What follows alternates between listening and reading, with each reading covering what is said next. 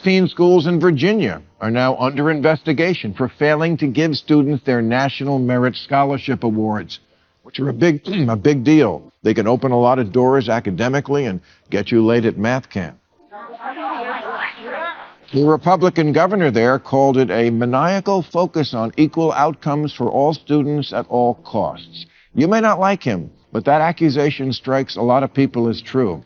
And this is a bad issue for Democrats, because most Americans seem to agree if they're on an airplane, they want a cockpit that looks like America. But they'd also like someone up there who knows. Bill Maher is back at it again, and this time, Hollywood's Nepo babies are squarely in his crosshairs. The late-night icon didn't hold back as he torched the privileged children of Tinseltown's elite, mocking their tired claims of having worked for everything. Sure, Maher admits a few of them put in some effort, but let's be real, when your last name opens doors faster than your talent ever could, you're not exactly living the average American dream.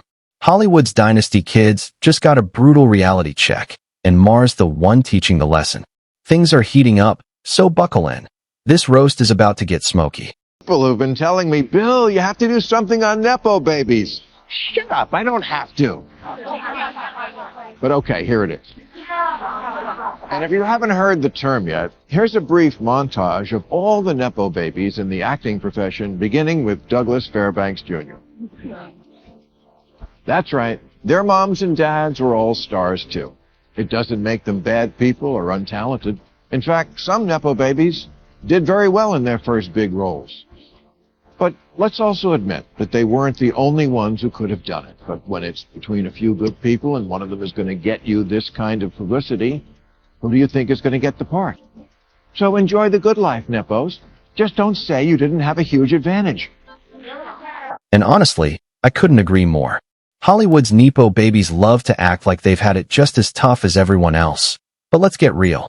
As Bill Maher perfectly puts it, when a Nepo baby and an ordinary, hard-working nobody share the same level of talent, we all know who gets the part. Spoiler, it's not the one drowning in student debt. Nepo babies don't just walk into opportunities, they inherit them. Their last names sell tickets, boost marketing, and guarantee headlines. To producers, that's free publicity wrapped in privilege. So while they complain about working twice as hard, the truth is they started halfway up the ladder before the rest of us even reached the first rung. Hollywood can keep pretending it's a meritocracy, but Maher just ripped that fantasy wide open. It doesn't matter that much who your parents were, or it just got my foot in the door. This is business. Getting your foot in the door is 80% of it. Yes. Yes, there are difficult roles that require acting only the great ones can do, but most acting, please. Vin Diesel can do it.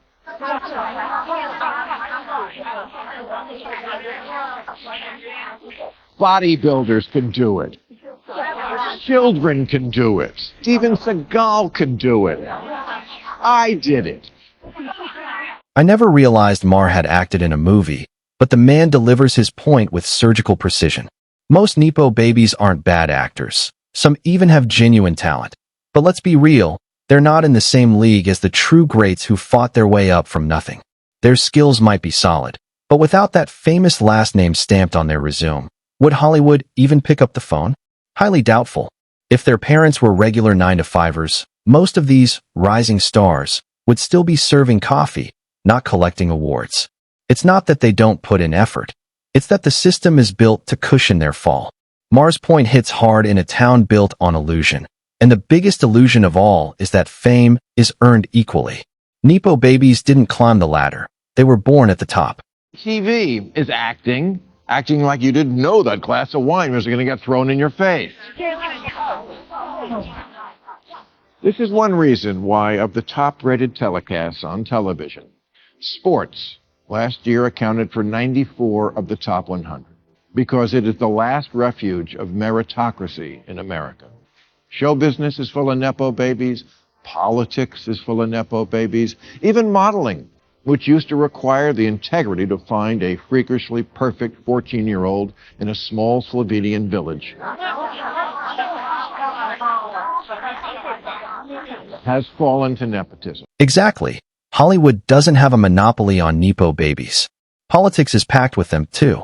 Sure, Some political heirs genuinely honor their family's legacy with skill and integrity, but others, especially on the Democratic side, seem more focused on virtue signaling than actual leadership.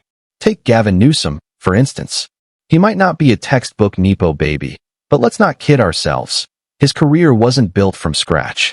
With deep ties to the Pelosi family, one of America's most powerful political dynasties, and billionaire Gordon Getty as his godfather, Newsom didn't just have doors open for him.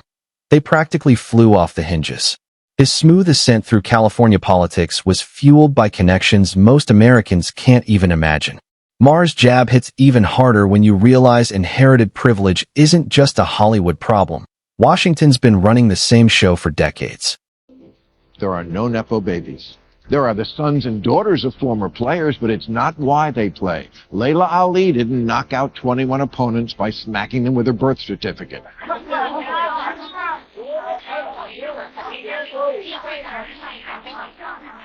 Sports is the last place where it doesn't matter who you are or where you're from, just what you do.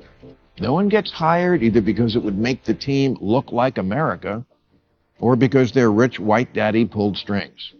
I don't trust the government, media, churches, judges, juries, banks, Jiffy Lube, or anyone on a dating app. Covering their chin with their hand. But I do trust that the 450 players in the NBA are the absolute best 450 players. That's exactly right.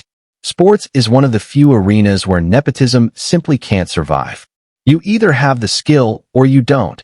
No amount of family money, political connections, or famous last names can carry you if you can't perform. The field, the court, and the ring are the ultimate equalizers. You miss your shot, you're out. It's that straightforward. And honestly, politics could take a page from that playbook. Unlike sports, political power shapes real lives, economies, and futures, yet we still hand it out like a family inheritance. Imagine if every politician had to earn their position through results, endurance, and genuine ability. No dynasties, no inherited titles, just competence and accountability. Politics shouldn't be a birthright. It should be a contest of merit.